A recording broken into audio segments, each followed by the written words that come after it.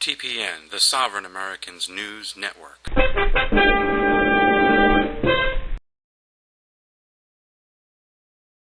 The Republican Party would be really smart to start trying to absorb as much of the Tea Party movement as possible. When people are willing and to meet halfway and stand up for common sense solutions and values, then we want to work with them.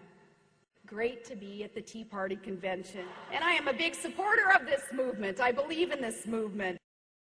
A lot of the things that perhaps, the details, the things on the periphery that perhaps I wouldn't agree with every single aspect of their agenda that they would like to implement. So here's some advice for those in D.C. who want to shine in the greatest show on earth. If you can't ride two horses at once, you shouldn't be in the circus. Sarah Palin was the keynote speaker at this self-billed National Tea Party convention. Nonpartisanship and independent thinking were not part of the day. Palin brought with her all the Republican talking points for this season. She made this perfectly clear within the first 3 minutes of her speech, with her statements, quote, "our friends on the other side of the aisle," unquote, and again later with the statement, quote, "we are the loyal opposition," unquote. Her speech contained multiple references to the Obama administration, Nancy Pelosi, Harry Reid, and the Democrats. The only Republicans mentioned were Scott Brown's win in Massachusetts, her multiple references to Reagan, and the one and only time she mentioned Bush's name was when she pointed out the fact that Obama likes to blame him. She didn't take the opportunity to criticize Republicans for their part of the mess in any way, shape, or form, choosing instead to perpetuate this two-party duopoly with her partisan observations on such topics as the terror trials, national security, Israel, Iran, stimulus, national debt, and abortion. On and on she espoused standard Republican Party lines.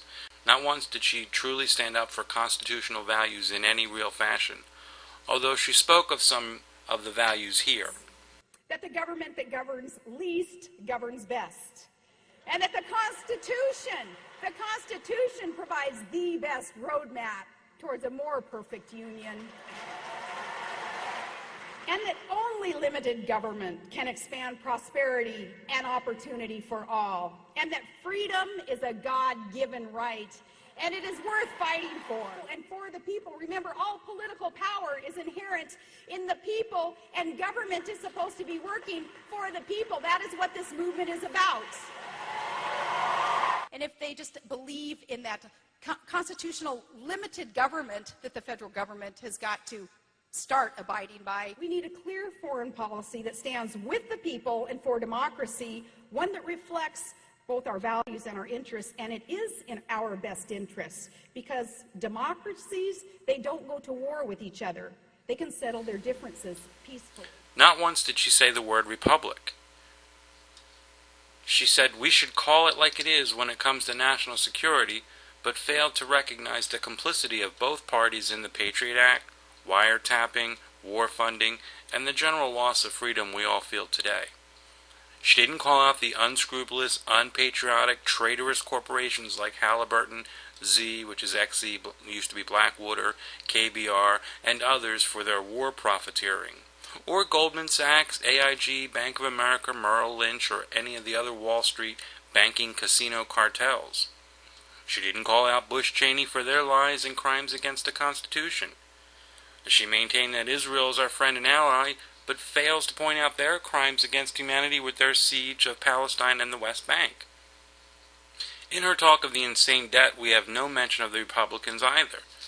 She rightly points out that if Obama had kept his promises, he might and brought real change to Washington, the Tea Party movement may not have gained as much momentum. But she continued on an unbalanced review of how we got here by consistently choosing to ignore the Republican Party's involvement in our current status. She told Obama that he needs to listen, but apparently she means that he must listen to Republicans, because she didn't offer up any new independent ideals or platforms. She did not go into detail of the Constitution and its limits on government, or how it gets its power from our consent. She did not mention states' rights, except to condemn them with her agreement to the Republican ideal for health care, which allows insurance to cross state lines in a federal manner. She did not mention the illegality of the Fed and the IRS. She did not disclose what your birth certificate and Social Security really are and how they keep you a debt slave. She did nothing to really shake things up or expand any of our freedoms. She continued with the same two-sided rhetoric that we have heard for nearly 100 years now. Here are some examples showing how she was there mainly to get Tea Party members to run as Republicans and not to truly promote our values. This year, there are going to be some tough primaries. Despite what the pundits want you to think, contested primaries aren't civil war. They're democracy at work, and that's beautiful. Probably tick off some people as I get involved even in a few of the primaries, but I do want to encourage these contested competitive primaries. Truly, this is how we're going to find the cream of the crop to rise to be able to face a challenger in the general. Let's not be afraid of contested primaries. I'm going to assist in some of those, but I'll get out there and campaign, and if not in all the races campaigning for specific candidates, I'm going to be campaigning for the message, this common sense conservative message. Religion is another area of concern with Palin. Consider these two statements. On Christmas Day, the only thing that stopped this terrorist is blind luck and brave passengers. Really, it was a Christmas miracle, and that is not the way that the system is supposed to work. Not being afraid to kind of go back to some of our roots as a God-fearing nation where we're not afraid to say, especially in times of potential trouble in the future here, we're not afraid to say, you know, we don't have all the answers as fallible men and women, so it would be wise of us to start seeking some divine intervention again in this country so that we can be safe and secure and prosperous again. The nice thing about the Tea Party movement, it's not just a bunch of hardcore registered Republicans. I'll make a confession right now. My husband, he's not a registered Republican. He's much too independent, but probably more conservative than I am even. But I think he is kind of an example of so many other Americans who don't choose to be a part of a registered party because they see the problems within the machine. They see some of the idiosyncrasies of the personalities who control the political machines, and they don't want to waste time dealing with that. So they are independent, but they are believers in the movement, and I think you're going to see a whole lot of the independent and more conservative Democrats finally be empowered and emboldened and say, yeah, I'll come out of the closet now, and I'll let them know I believe in it too.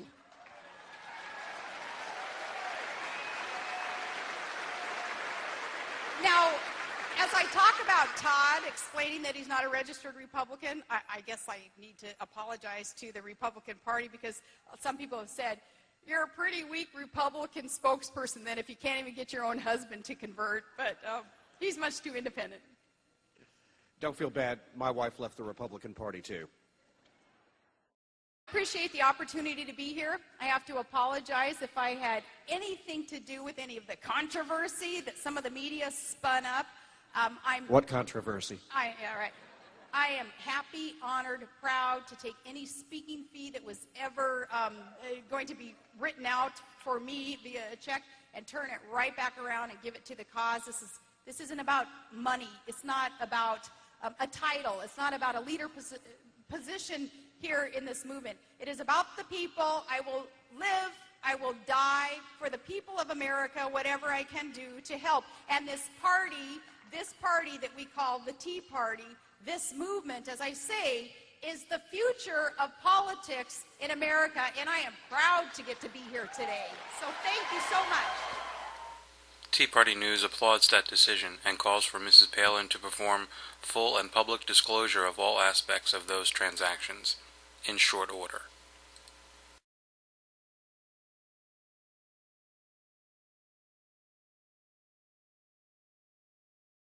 TPN, the Sovereign Americans News Network.